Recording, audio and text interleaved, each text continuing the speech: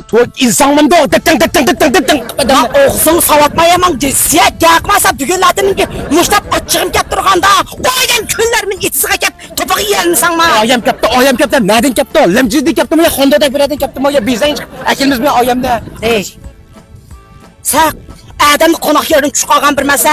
Sen küçük vaktinde yetmez ücüzüp çoğunluğun ama. Ama işte bile ütkenme bir şeyden sana gidip bir yerde çözsün aldım mı teydim mi beraber yatayım ben. Miyen basıp bakmam. Şundak bir.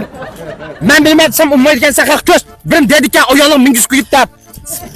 Ya kıldırma dememek ki çişmişim tük batmayın bana. Tüzün. Demne çişin tükürken sen o. Konak olmam ama. İşte sen buldu itizde da.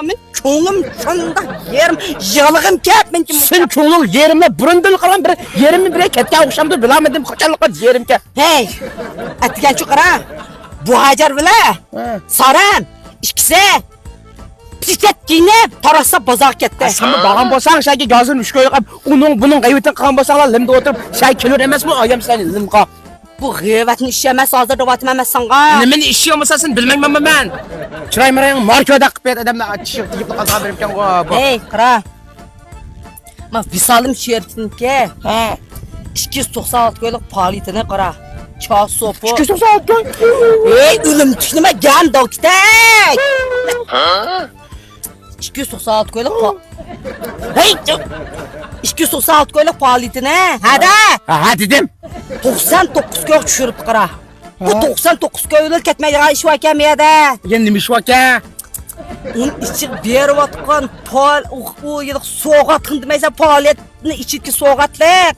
O maşin poşin altın xotun kişini yüz göz gömüş okuduğun yanyandan birim eşpeşley hem birim içidiki onu o işçilerin müştatağına yük var mı ki da şu Şimdi kuvvetayım ya içinde.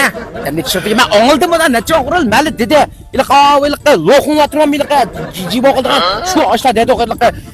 Tört dal maşın bakya qara tört dal maşın minköy naqpul altın üzük büzükten falan pustan u bilik bergan soğatda 100% mükafat çıkıdı emasmı oğallağa. Ben olğanma o ne?